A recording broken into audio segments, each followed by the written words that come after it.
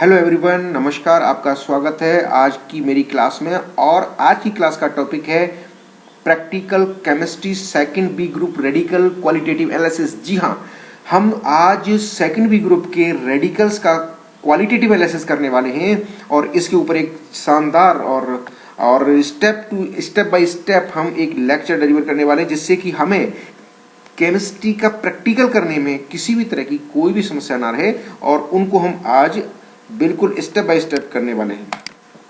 जी हाँ, qualitative analysis of basic radicals, test for second B group radicals. जी हाँ, आइए देखते हैं विस्तार से।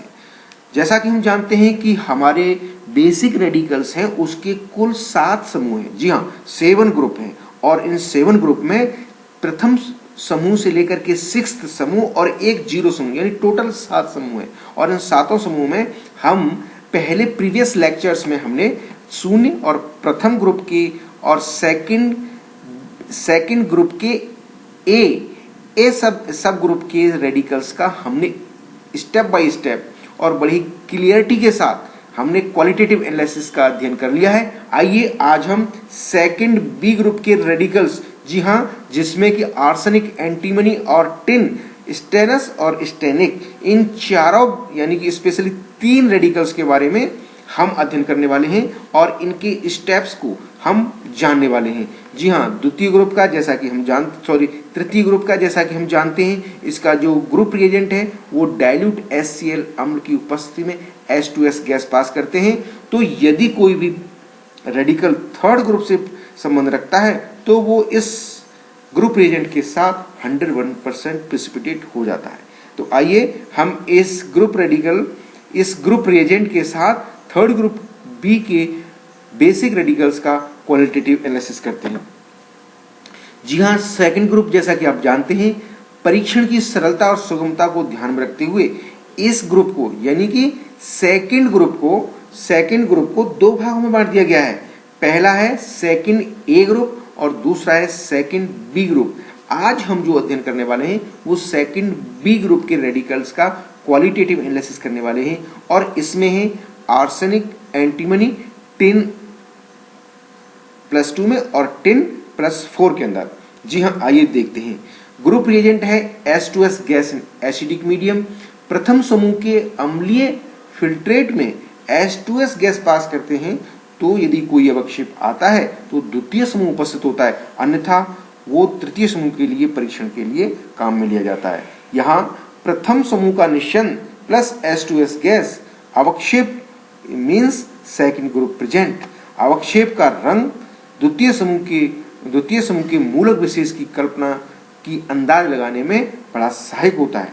जैसे कि हम सेकंड बी ग्रुप के बारे में जाने, काला भूरा अवक्षेप आता है तो वो स्टेनस और पीला अवक्षेप आता है तो आर्सेनिक और नारंगी आता है तो वो एंटीमनी को इंडिकेट करता है। अर्थात इसमें 3 कलर अवक्षेप के आते हैं, जिसमें कि पीला colour precipitate indicate the arsenic radical presence and नारंगी अवक्षेप का जो है नारंगी रंग का अवक्षेप है वो इंडिकेट करता है एंटीमनी रेडिकल की प्रेजेंस को, और काला भूरा आता है तो वो स्टेनस यानी कि टिन की प्रेजेंस को इंडिकेट करता है।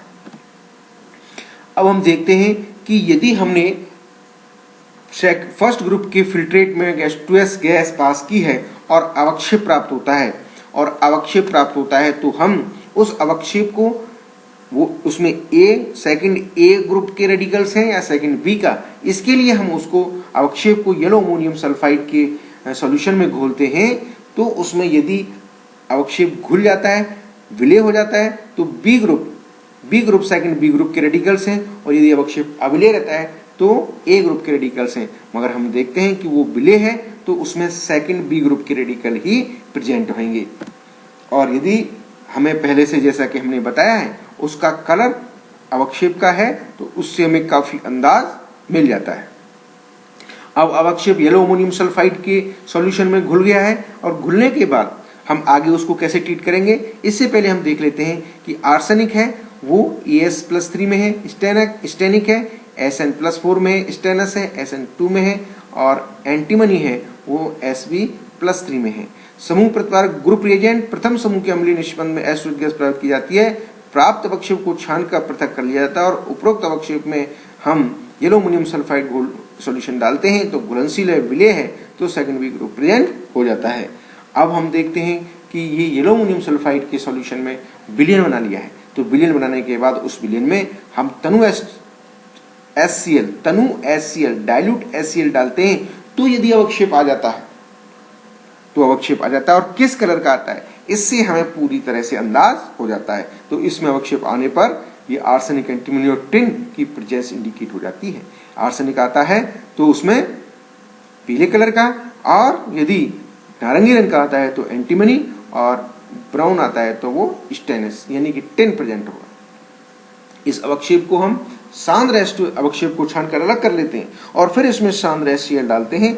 तो यदि अवक्षेप अवलेय रहता है तो उसमें आर्सेनिक है, और हम जानते हैं कि पीले रंग का है, अवक्षेप पीले रंग का है और अवलेय है तो आर्सेनिक प्रेजेंट है। और यदि अवक्षेप विलय हो जाता है तो उसमें एंटीमनी और टिन हो सकते हैं। तो आइए हम देखते हैं कि आर्सेनिक के लिए हमें आगे कैसे क्वालिटेटिव एनालिसिस करना है। As+3 का निश्चित परीक्षण करने के लिए हम जानते हैं कि पीला अवक्षेप जो हमें प्राप्त हुआ था वो सांद्र HCl में अवलेय रहता है, और अतः इसकी टेस्टिंग करनी है, केमिकल एनालिसिस करना है, तो इसका सॉल्यूशन बनाना अति आवश्यक हो जाता है। इसके लिए हम उसमें सांद्र HNO3 यानी कि कॉन्सेंट्रेट HNO3 एसिड डालते हैं तो वो विलय हो जाता है। यही अपने आप में इंडिकेट कर देता है कि उसमें आर्सेनिक प्रेजेंट है। मगर फिर भी हम इसको दो भागों में बांट लेते हैं और दो टेस्ट ट्यूबों में लेकर के dry and clear and neat test tube के अंदर हम दो टेस्ट ट्यूबों में इसके दो भाग बना लेते हैं। प्रथम भाग में अमोनियम क्लोराइड और अमोनियम हाइड्रोक्साइड के अधिक में मैग्नीशियम सल्फेट का विलयन डालते हैं तो श्वेत अवक्षेप मैग्नीशियम अमोनियम आर्सेनेट का प्राप्त होता है, और इससे क्लियर हो जाता है और एश्योर हो जाता है कि इसमें आर्सेनिक प्रेजेंट है। जी हाँ। और दूसरी प्रणाली में हम अमोनियम मॉलिब्डेट डालते हैं तो पीला अवक्षेप अमोनियम आर्सेनेट मॉलिब्डेट का पीला अवक्षेप प्राप्त होता है, तो उससे क्लियर हो जाता है कि उसमें आर्सेनिक प्रेजेंट है। इस प्रकार से इन दोनों ही टेस्टों के आधार पर और एडॉप्ट मेथड के आधार पर हम कह सकते हैं कि दिए हुए मिक्सचर में कंफर्मली आर्सेनिक+3 निश्चित है। जी हाँ। अब हम देखते हैं कि पीछे चले जाएं तो एक बार ये सहूलियत होगी कि जैसे ही अवक्षेप प्राप्त हुआ था, अवक्षेप को हमने सांद्र HCl के विलयन में घोलने की कोशिश की, और घुलने पर यदि वो विलयन बन जाता है तो उसमें एंटीमनी और टिन हो सकता है। इसके लिए जैसे ही विलयन बना तो हम उस विलयन को 3-4 प्रणालियों में अलग अलग बांट लेते हैं। प्रथम प्रणाली में हम उसमें HgCl2 डालते हैं तो काला अवक्षेप प्राप्त होता है, तो निश्चित रूप से स्टेनस प्रेजेंट है। और यदि उसमें एक प्रणाली में अमोनियम मॉलिब्डेट डालते हैं और नीला विलयन प्राप्त हो जाता है तो 100% टिन प्रेजेंट है, SN प्रेजेंट है। जी हाँ। और यदि ऐसा नहीं है, काला अवक्षेप प्राप्त नहीं होता है, तो फिर हम क्या करते हैं, H2S पास करते हैं तो नारंगी कलर आ जाता है, तो उसमें एंटीमनी Sb+3 निश्चित है। और उसी दूसरी प्रणाली में हम जल डालते हैं तो श्वेत अवक्षेप प्राप्त हो जाता है, तो कन्फर्म हो जाता है। और इसी प्रकार से जिंक या मैग्नीशियम डालते हैं तो काला अवक्षेप प्राप्त होने पर एंटीमनी कन्फर्म हो जाता है। और क्लियरली हम कह सकते हैं, कॉन्फिडेंटली कह सकते हैं कि दिए हुए मिक्सचर में 100% एंटीमनी अथवा टिन प्रेजेंट है। तो इस प्रकार से हमने आज के इस क्लास में qualitative analysis of arsenic, qualitative analysis of tin and qualitative analysis of antimony का अध्ययन कर लिया है। और इसको करते समय हमें विशेष ध्यान रखना होता है, पीले अमोनियम सल्फाइड के स्थान पर NaOH विलयन भी प्रयोग किया जा सकता है, लेकिन इसमें केवल आर्सेनिक सल्फाइड, एंटीमनी सल्फाइड और स्टेनस सल्फाइड ही विलय है, जबकि स्टेनस सल्फाइड या SNS इसमें अविलय है। यदि स्टेनस सल्फाइड अनुपस्थित है तो सेकंड A तथा सेकंड B उपसमूहों को पृथक करने के लिए पीले अमोनियम सल्फाइड के स्थान पर NaOH प्रयोग किया जा सकता है।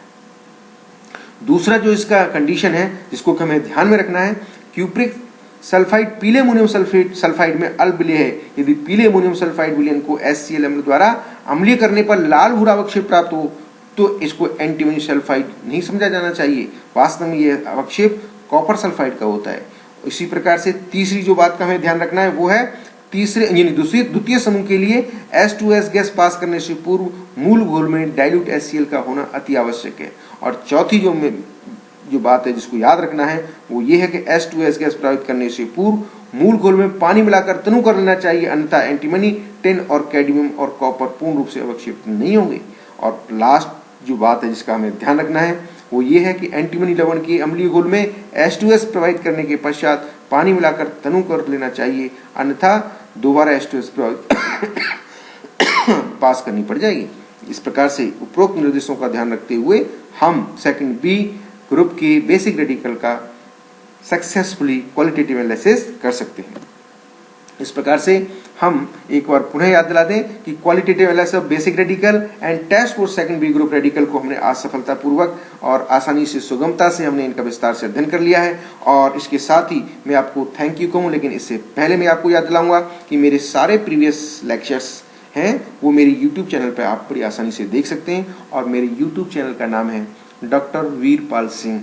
एंड अगर इसके अलावा भी आप मेरा यूट्यूब चैनल देखना चाहते हैं तो वो मेरी संस्था का यूट्यूब चैनल है जिसका नाम है CEG जयपुर। जी हाँ, मेरे व्यक्तिगत और मेरी संस्था दोनों ही यूट्यूब चैनल, जिनका कि नाम है, मेरा व्यक्तिगत चैनल है YouTube channel doctor Veerpal Singh और मेरी संस्था का यूट्यूब चैनल है CEG जयपुर, जहाँ पर मेरे प्रीवियस लेक्चरों को आप आसानी से देख सकते हैं।